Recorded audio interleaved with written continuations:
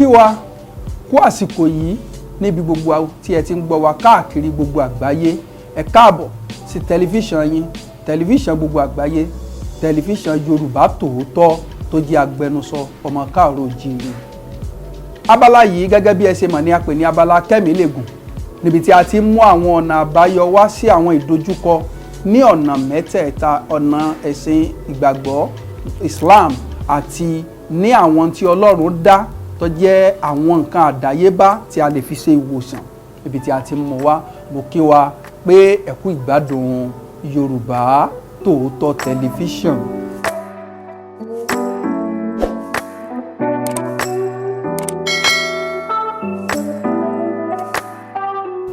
Mo gbàgbọ́ pé ẹ̀yin náà ti darapọ̀, ẹ ti subscribe.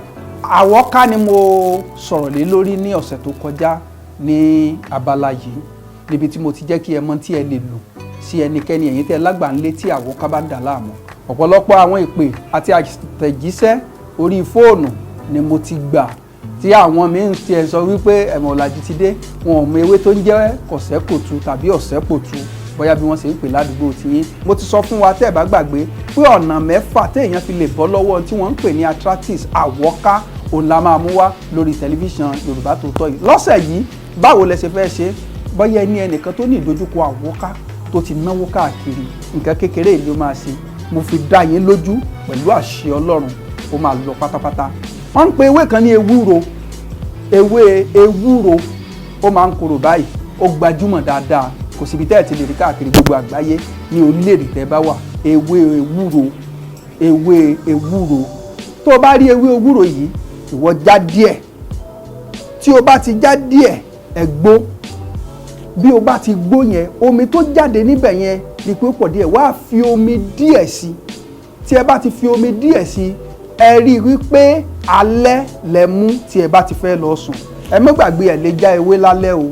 Àwọn àgbà Yorùbá gbàgbọ́ pé ewé a máa sùn. Bí ẹ bá fẹ́ já ewé yìí, ẹ ti já ní ọ̀sán tàbí láàárọ̀, ṣùgbọ́n ẹ lè gbó lálẹ́. Bí ẹ bá ti wá gbó tán, ẹ fi omi díẹ̀ sí. Tẹ́ ẹ bá ti fẹ́ lọ sùn, ẹ gbé níbi tí ẹ bá gbé sí, ẹ mú kí ẹ lọ sùn. Àkọ́kọ́ iṣẹ́ méjì ló máa ṣe. Gbogbo ẹni tí ìbá rọrùn sùn, wàá sùn bí ọmọ tuntun kékeré ni.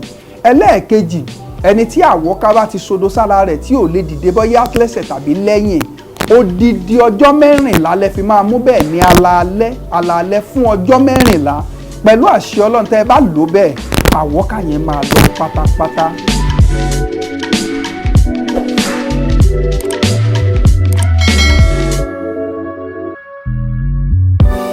Fún gbogbo onígbàgbọ́ pátápátá tí ẹ bá ní ìdojúkọ yìí, ìdojúkọ wo, bóyá wọ́n fi ẹ̀tọ́ rẹ dùn níbikíbi, ó lè jẹ́ níbi iṣẹ́, ó lè jẹ́ láàrin ọ̀rẹ́, bóyá ọba yẹn sí okòwò business papọ̀ tí wọ́n fi ẹ̀tọ́ rẹ dùn, tí ó dẹ̀ fẹ́ gba ẹ̀tọ́ rẹ padà nípasẹ̀ ìrànlọ́wọ́ Ọlọ́run láì ṣèkà tàbí láì lọ káàkiri, ó tó máa ṣeré.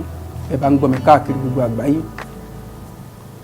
Orin Dáfídì orí 2 àti orí 9 ló máa ṣàmúlò. Psalm 1 and Psalm 9 bó o ṣe máa gbárí ọ. Wàá lọ nínú àwẹ̀ ọjọ́ 3. Àwẹ̀ yìí kìí ṣe àwẹ̀ bíríbírí o. Tó bá jẹ́ aago 12 lágbára rẹ̀ gbèdé. Tó bá jẹ́ aago 3, ó dẹ̀ jẹ́ aago 6. Ohun tí àwẹ̀ wà fún ni pé kó o lè ṣẹ́ra rẹ̀, kó o má lo èrò ìkorò. Tó bá ti gba àwẹ̀ yìí, tó bá ti di aago 1 lọ́sàn-án níbikíbi tó bá wà, o gbúdọ̀ ka Psalm ìyẹn orin Dáfídì orí 2 ní ìgbà 7. Tó bá ti di òru ní aago 1, wàá tó jí, wàá gbàdúrà, wàá tó ka Psalm yìí ní ìgbà 7, ìyẹn Psalm 2 àti Psalm 9, Psalm 2 and Psalm 9. Bó ṣe máa kà ní ìgbà tó bá ti fẹ́ kà, wàá ka Psalm 2 ìgbà 7, wàá ka Psalm 9 ní ìgbà 7. Bó ṣe wàá máa gbàdúrà rẹ̀, wàá wá sọ fún Ọlọ́run, gba ẹ̀tọ́ mi fún mi lọ́nà tó lágbára láì mú ìpalára wá. Gba ẹ̀tọ́ mi fún mi lọ́nà tó lágbára láì mú ìpalára wá. Pẹ̀lú ògo Ọlọ́run, pẹ̀lú gbogbo agbára tí ń bẹ nínú Jésù Olúwa, tí ò bá mú nǹkan kan mọ́, gbogbo ẹ̀tọ́ rẹ láàrin ọjọ́ 7 ni Ọlọ́run máa gbà fún ẹ, bóyá níbi iṣẹ́ tàbí níbikíbi. Gbogbo onígbàgbọ́ pátápátá tó gbà pé Jésù Olúwa lè gbani, ẹ̀yin ẹ lọ ṣàmúlò rẹ̀, ẹ máa rí pé ẹ máa yin Ọlọ́run. Àlàáfíà ni fún wa.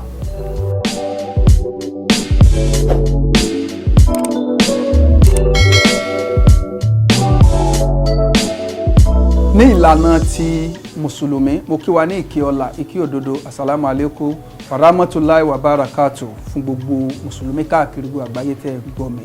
Ní ọ̀sẹ̀ tó kọjá ní abala yìí Kẹ́mi Légun ní ìlànà ti mùsùlùmí a sọ pé tí o bá jẹ gbèsè tí o fẹ́ rí san ọ̀nà tó lè gbégbà tó lè tẹ́wọ́ àdúrà tí Allah dẹ̀ máa gbọ́. Lọ́sẹ̀ yìí ìdàkejì ẹ̀rí o bóyá wọ́n jẹ ìwọ ní gbèsè tó wá tètè fẹ́ rówó rẹ gbà ìwọ náà nílò àdúrà o. Bóyá wọ́n jẹ ọ́ ní gbèsè tó wá tètè fẹ́ rówó rẹ gbà ìwọ náà nílò àdúrà. Bó ṣe ṣe àdúrà lákọ̀ọ́kọ́ ṣàlùwàlá tí o bá ti parí àlùwàlá náà wàá wá ṣe astagfirullah liazim ní ọ̀nà 1111.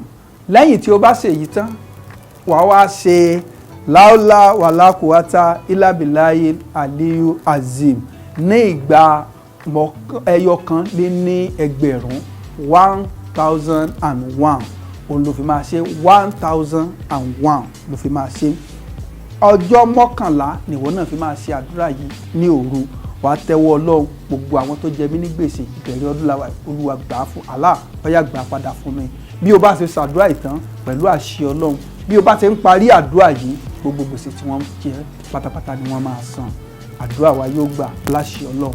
Bẹ́ẹ̀ bá ní ìpèníjà lórí àwọn mẹ́tẹ̀ẹ̀ta yìí ẹ lè pè wá gẹ́gẹ́ bí ìṣe wa tàbí kẹ́ fi àtẹ̀jíṣẹ́ ránṣẹ́ káàkiri gbogbo àgbáyé sí nọ́mbà yìí 0805 200 9427 0805 200 9427. Àánú Ọlọ́run ìkẹ́ Ọlọ́run àti àlùbáríkà látọ̀dọ̀ Ọlọ́run kó máa bá gbogbo wa gbé títí ọ̀sẹ̀ tí ń bọ̀ tá a tún pàdé ní abala Kẹ́mi Légun ire.